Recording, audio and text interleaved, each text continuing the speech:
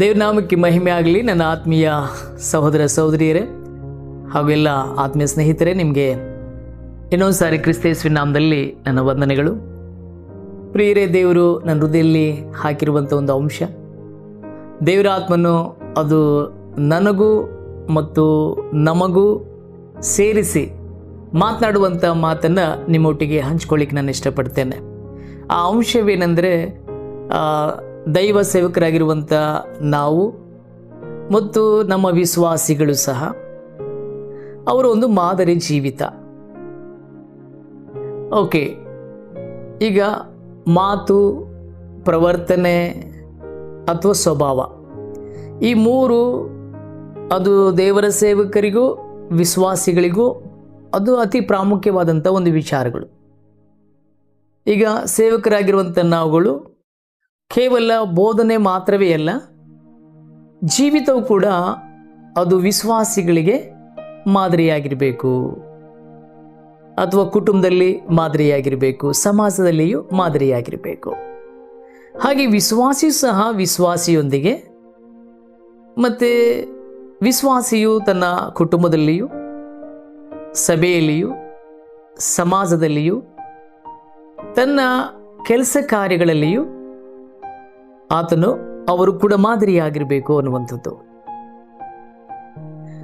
Okay, ಸಭೆಯಲ್ಲಿ ದೇವರು ಕೊಟ್ಟಂಥ ಆ ತಲಾಂತಗಳಲ್ಲಿ ಮಾತ್ರವೇ, ಅಥವಾ ಹಾಡು ಹೇಳುವುದಾಗಲಿ ಅಥವಾ ವಾಕ್ಯ ಮಾತ್ರ ಕೇಳಿಸ್ಕೊಳ್ಳೋದಾಗಲಿಯೂ ಅಷ್ಟು ಮಾತ್ರವೇ ಅಲ್ಲದೆ, ನಮ್ಮದು ಒಂದು ಮಾದರಿಯ ಜೀವಿತ ಅನ್ನುವಂಥದ್ದು ಕೂಡ ಅದು ಸೇವಕರದು ಓಕೆ, ಒಬ್ಬ ಸುವಾರ್ತಿಕರದು ಮಾದರಿ ಜೀವಿತ, ಅದೇ ಸಂದರ್ಭದಲ್ಲಿ ಒಬ್ಬ ವಿಶ್ವಾಸಿ ಕೂಡ ಆ ಮಾದರಿ ಜೀವಿತವನ್ನು ನಾವು ಅನುಸರಿಸಬೇಕು ಅನ್ನುವಂಥದ್ದು.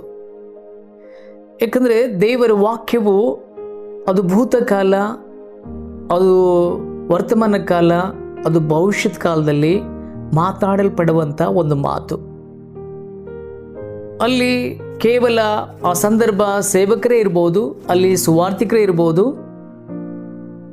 ಅಥವಾ ಅದನ್ನು ಕೇವಲ ಇದು ಸುವಾರ್ತಿಕರಿಗೆ, ಇದು ಸೇವಕರಿಗೆ, ಇದು ಸಭೆ ಹಿರಿಯರಿಗೆ, ಇದು ವಿಶ್ವಾಸಿಗಳಿಗೆ ಅನ್ನುವಂಥದ್ದು ನಾವು ಭೇದ ಭಾವ ಮಾಡುವಂಥದ್ದಲ್ಲ. ದೇವರ ಮಾತು ಅದು ಎಲ್ಲರಿಗೂ ಕೂಡ ಅದು ಅನ್ವಯಿಸುವಂಥದ್ದಾಗಿದೆ. ಹಾಗಾಗಿ ಇಲ್ಲಿ ಭಕ್ತನಾಗಿರುವಂಥ ತಿಮೋತಿಯು ಅಲ್ಲಿ ಯವನಸ್ಥನಾಗಿರುವಂಥ ಅಥವಾ ಸುವಾರ್ತಿಕನಾಗಿರುವಂಥ ದೇವರ ಸೇವೆ ಮಾಡುವಂತಹ ತಿಮೋತಿಗೆ ಆತನು ಬರೆದು ತಿಳಿಸ್ತಾ ಇದ್ದಾರೆ, ನಿನ್ನ ಯವನಸ್ಥನೆಂಬುದಾಗಿ ನಿನಗೆ ಅಸಡ್ಡೆ ಮಾಡೋದಕ್ಕೆ ಯಾರಿಗೂ ಅವಕಾಶ ಮಾಡಿಕೊಡದೆ ನಿನ್ನ ನಡೆ, ನುಡಿ, ಪ್ರೀತಿ, ನಂಬಿಕೆ, ಶುದ್ಧತ್ವ ಇವುಗಳಲ್ಲಿ ನೀನು ಮಾದರಿಯಾಗಿರು ಅನ್ನುವಂಥ ಒಂದು ಮಾತನ್ನು ಅಲ್ಲಿ ಅವ್ರು ಹೇಳ್ತಾ ಇದ್ದಾರೆ. ಈಗ ಮಾತನ್ನು ಕೇವಲ ತಿಮೋತಿಯವರು ಮಾತ್ರವೇ ಸ್ವೀಕಾರ ಮಾಡಿಕೊಳ್ಳುವಂಥದ್ದು. ಇವಾಗ ನಮ್ಮಲ್ಲಿಯೂ ನಮ್ಮ ಕುಟುಂಬಗಳಲ್ಲಿಯೂ ಯವನಸ್ಥರಿದ್ದಾರೆ, ಅಥವಾ ನಾವು ಕೂಡ ಸೇವಕರಾಗಿದ್ದೇವೆ, ಅಥವಾ ನಮ್ಮ ಸಭೆಗಳಲ್ಲಿ ವಿಶ್ವಾಸಿಗಳಿದ್ದಾರೆ. ಇದನ್ನು ಕೇವಲ ಇದು ಇವರಿಗೆ ಅನ್ನುವಂಥದ್ದು ಭೇದ ಮಾಡುವಂಥದ್ದು ನಾವಲ್ಲ, ಬಟ್ ದೇವರು ನಮ್ಮೆಲ್ಲರಿಗೂ ಕೂಡ ಆ ಮಾತನ್ನು ಬರೆದಿಟ್ಟಿದ್ದಾರೆ. ಹಾಗಾಗಿ ನಾವೆಲ್ಲರೂ ಕೂಡ ಆ ಮಾತನ್ನು ನಾವು ಹೃದಯಪೂರ್ವಕವಾಗಿ ಸ್ವೀಕಾರ ಮಾಡಿಕೊಳ್ಬೇಕಾಗ್ತದೆ. ಹಾಗಾಗಿ ಈಗ ನಡೆ ಅಂತಂದರೆ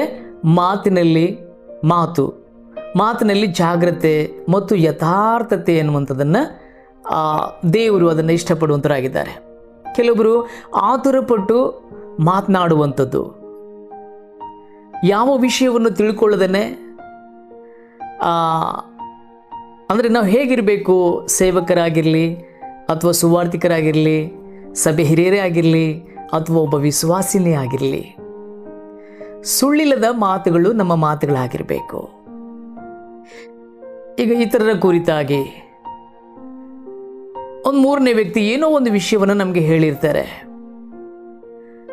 ಅದು ಚಾಡಿನೇ ಇರ್ಬೋದು, ಅಥವಾ ಅವ್ರ ಮೇಲೆ ಇರುವಂಥ ಹೊಟ್ಟೆ ಕಿಚ್ಚಿರ್ಬೋದು, ಅವ್ರ ಮೇಲೆ ಕೋಪ ಇರ್ಬೋದು, ಅಥವಾ ಸೇಡಿನ ಮಾತಿರ್ಬೋದು, ಅಥವಾ ಅವ್ರನ್ನ ಕೆಳಗಡೆ ಇಟ್ಟು ಮಾತನಾಡುವಂಥದ್ದಾಗಿರ್ಬೋದು, ಅವ್ರನ್ನ ಕೀಳಾಗಿ ಮಾತಾಡುವಂಥವ್ರಾಗಿರ್ಬೋದು, ಅಥವಾ ಅವರು ಮಾತನಾಡುವಂಥವ್ರು ಹೈಲೈಟ್ಸು ಅಥವಾ ಕೇಳುವಂಥವ್ರು ಹೈಲೈಟ್ಸ್ ಆಗಿ ಮೂರನೇ ವ್ಯಕ್ತಿ ವಿಷಯದಲ್ಲಿ ಮಾತನಾಡಲಿಕ್ಕೆ ನಾವು ಯಾರು? ಹಾಗಾಗಿ ನಾವು ಮಾತಿನಲ್ಲಿ ಜಾಗೃತಿ ಮತ್ತು ಯಥಾರ್ಥವಂತವ್ರು ನಾವು ಆಗಿರಬೇಕು, ಸುಳ್ಳಿಲ್ಲದವ್ರು ನಾವು ಆಗಿರಬೇಕು. ಚಾಡಿಯ ಮಾತುಗಳಿಗೆ ನಾವು ಕಿವಿಗೊಡಬಾರ್ದು, ನಾವು ಕೂಡ ಚಾಡಿಯನ್ನು ಹೇಳಬಾರದು. ಇದರ ಕುರಿತಾಗಿರುವಂಥ ವಿಷಯ ಒಂದು ವೇಳೆ ಇನ್ನೊಬ್ಬರು ನಮಗೆ ಹೇಳಿದರೂ ಕೂಡ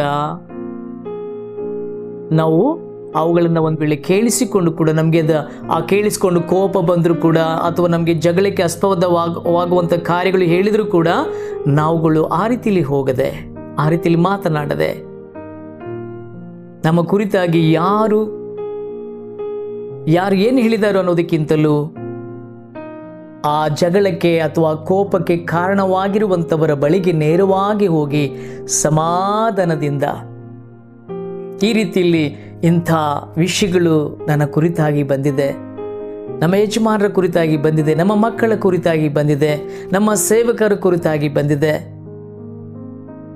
ಇದನ್ನ ನಿಜನಾ ಅಥವಾ ಸರಿನಾ, ಇಂಥ ವ್ಯಕ್ತಿಯಿಂದ ನಮಗೆ ಕೇಳಿಸಿ ಬಂತು, ಅದಕ್ಕೆ ನಾನು ನೇರವಾಗಿ ನಿಮ್ಮ ಬಳಿಗೆ ನಾನು ಧೈರ್ಯವಾಗಿ ಬಂದು ಸಮಾಧಾನದಿಂದ ಈ ಮಾತನ್ನು ಕೇಳಿಸಿಕೊಳ್ತಾ ಇದ್ದೇನೆ ಅಥವಾ ಹೇಳ್ತಾ ಇದ್ದೇನೆ, ಇದು ನಿಜನಾ ಎಂಬುದಾಗಿ ಆ ನೇರವಾದಂಥ ಸಂಭಾಷಣೆಯಲ್ಲಿ ಅಲ್ಲಿ ಸತ್ಯ ಏನೆಂಬುದಾಗಿ ಅದು ತಿಳಿದು ಬರುತ್ತದೆ. ಹಾಗಾಗಿ ಮೊಬೈಲ್ನಲ್ಲಿ ಫೋಟೋಗಳಲ್ಲಿಯೋ ಮೊಬೈಲ್ಗಳಲ್ಲಿಯೋ ಅಥವಾ ಎಲ್ಲೋ ಮಾತಾಡುವಂಥ ವಿಷಯಗಳಲ್ಲಿಯೋ ಏನೋ ಒಂದು, ಬಟ್ ಅಲ್ಲಿ ಯಥಾರ್ಥತೆ ಅನ್ನುವಂಥದ್ದು ನಮಗೆ ಯಾವಾಗ ಸಿಗ್ತದೆ, ಅದು ನೇರವಾಗಿ ಹೋಗಿ ಮಾತನಾಡಿದಾಗ. ಅದು ಹಿಂದೆ ಒಂದಾಗಿರ್ತದೆ, ಆ ಚಾಡಿ ಹೇಳುವಾಗ ಒಂದಾಗಿರ್ತದೆ, ಅಥವಾ ಅಲ್ಲಿ ನಮಗೆ ಕೋಪ ಬರ್ತದೆ, ಹಿಂಗಂದ್ರ ಅವ್ರು ನನ್ನ ಬಗ್ಗೆ ಇಷ್ಟು ಕೀಳುವಾಗಿ ಮಾತಾಡಿದ್ರ ಅನ್ನುವಂಥ ಒಂದು ವಿಷಯಗಳು, ಅಯ್ಯೋ ಇಂಥ ಒಂದು ಪರಿಸ್ಥಿತಿನ ಅನ್ನುವಂಥ ರೀತಿಯಲ್ಲಿ ನಮಗೆ ಕೋಪಗಳು, ಜಗಳಗಳು, ಅವ್ರ ಮೇಲೆ ಒಂದು ಕೀಳಾದ ಭಾವನೆಗಳು ನಮಗೆ ಬರ್ಬೋದು ಪ್ರಿಯ ದೇವರ ಮಕ್ಕಳೇ. ಹಾಗಾಗಿ ನಮ್ಮ ಮಾತಿನಲ್ಲಿ ನಾವು ಜಾಗ್ರತೆ ಮತ್ತು ಯಥಾರ್ಥತೆಯನ್ನು ನಾವು ಕಾಪಾಡಿಕೊಳ್ಳುವಂಥದ್ದು ಬಹಳ ಒಳ್ಳೆಯದು. ಹಾಗಾಗಿ ಇದರ ಕುರಿತಾಗಿ ಸರಿಯಾದಂಥ ಒಂದು ಪರಿಸ್ಥಿತಿಗಳನ್ನು, ಸರಿಯಾದಂಥ ಒಂದು ವಿಷಯಗಳನ್ನು ನಾವು ತಿಳಿಯದೇನೆ ಅವರ ಕುರಿತಾಗಿ ನಾವು ಕೀಳಾಗಿ ಮಾತನಾಡಬಾರದು.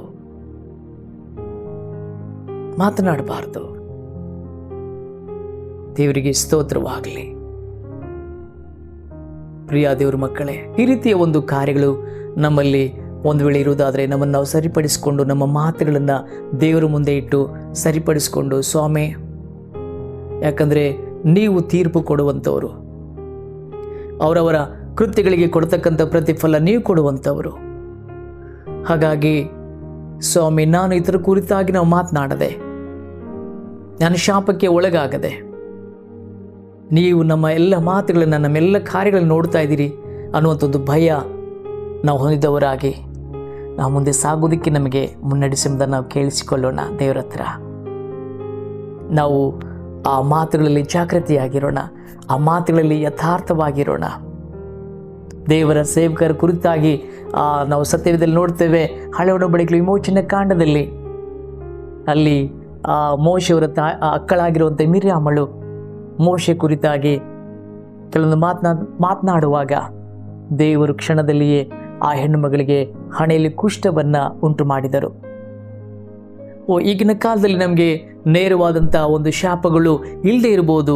ದೇವರ ಕೃಪೆ ಕರುಣೆ ನಮ್ಮ ಮೇಲೆ ಇರುವುದರಿಂದ ಅವ್ರು ನಮ್ಮನ್ನು ಕ್ಷಮಿಸ್ತಾರೆ ಅಂತ ಹೇಳಿಬಿಟ್ಕೊಂಡು ನಾವು ಇಲ್ಲ ಸಲ್ಲದ ಮಾತುಗಳನ್ನು ಮಾತನಾಡಿ ದೇವರ ಕೋಪಕ್ಕೆ ನಾವು ಒಳಗಾಗದೆ, ಸಂಬಂಧವನ್ನು ನಾವುಗಳು ಮುರಿದುಕೊಳ್ಳದೇನೆ, ಸಮಾಧಾನದಿಂದ ನಡೆದಿರುವಂಥ ವಿಷಯಗಳನ್ನು, ಆಡಿರುವಂಥ ಮಾತುಗಳನ್ನು ಇತರರಿಂದ ನಾವು ಕೇಳಿಸಿಕೊಂಡು ಅವರಿಗೆ ಹೈಲೈಟ್ಸ್ ಮಾಡದೆ, ನಾವು ಹೈಲೈಟ್ಸ್ ಆಗದೆ, ಅಥವಾ ಇತರ ಕುರಿತಾಗಿ ಕೀಳಾಗಿ ನಾವು ಮಾಡದೆ, ನೇರವಾಗಿ ಹೋಗಿ ಆ ಮಾತುಗಳನ್ನು ಮಾತನಾಡಿ ಸಮಾಧಾನದಿಂದ ನಾವು ಸರಿಪಡಿಸಿಕೊಂಡು ನಾವುಗಳು ಆ ದೇವರ ಐಕ್ಯತೆಯಲ್ಲಿ, ಪ್ರೀತಿಯಲ್ಲಿ ದೇವರು ಸಿದ್ಧಪಡಿಸಿರುವಂಥ ಪರಲೋಕ ರಾಜ್ಯವನ್ನು ನಾವು ಹೊಂದಿಕೊಳ್ಳುವಂಥ ಒಂದು ಕಾರ್ಯದಲ್ಲಿ ನಾವು ಮುಂದೆ ಸಾಗೋಣ. ದೇವರಿಗೆ ಮಹಿಮೆ ಆಗಲಿ. ದೇವರು ಈ ಒಂದು ವಿಷಯವನ್ನು, ಆ ಹೃದಯದಲ್ಲಿರುವಂಥ ವಿಷಯವನ್ನು ದೇವರ ಸೇವಕರಾಗಿರುವಂಥ ನಮಗೆ, ಜೊತೆ ಸೇವಕರೊಂದಿಗೆ, ವಿಶ್ವಾಸಿಗಳೊಂದಿಗೆ, ಸುವಾರ್ಥಿಕರೊಂದಿಗೆ ನಾವುಗಳು ಪ್ರಿಯರೇ ಈ ಒಂದು ಮಾತು, ಪ್ರವರ್ತನೆ ಮತ್ತು ಸ್ವಭಾವ, ಈ ಮೂರು ಮುಖ್ಯವಾದಂಥವುಗಳು. ಇವುಗಳಲ್ಲಿ ನಾವು ಮಾದರಿಯಾಗಿ ನಾವು ಮುಂದೆ ಸಾಗುತ್ತಾ ನಾವು ದೇವರ ಆಶೀರ್ವಾದಗಳನ್ನು ಇನ್ನೂ ಹೆಚ್ಚಾಗಿ ಹೊಂದುತ್ತಾ ಅನೇಕರ ಪ್ರೀತಿ, ಬಾಂಧವ್ಯ, ಸಂಬಂಧಗಳನ್ನು ನಾವು ಬೆಳೆಸಿಕೊಳ್ಳುತ್ತಾ ಒಬ್ರಿಗೊಬ್ರು ಕೋಪ ಮಾಡಿಕೊಳ್ಳದೆ, ಜಗಳ ಮಾಡಿಕೊಳ್ಳದೆ, ಆ ಒಂದು ಮಾತುಗಳಿಂದ ದೂರವಾಗದೆ ನಾವು ದೇವರಿಗೂ ಮತ್ತು ಇತರಿಗೂ ಹತ್ತಿರವಾಗುತ್ತಾ ನಾವು ಮುಂದೆ ಮುಂದೆ ಸಾಗೋಣ ಎಂಬುದಾಗಿ ಹೇಳುತ್ತಾ ಈ ನನ್ನ ಮಾತನ್ನು ಮುಗಿಸುವಂತನಾಗಿದ್ದೇನೆ. Thank you. God bless you. ದೇವರು ನಿಮ್ಮೆಲ್ಲರನ್ನು ಆಶೀರ್ವಾದ ಮಾಡಲಿ. ವಂದನೆಗಳು.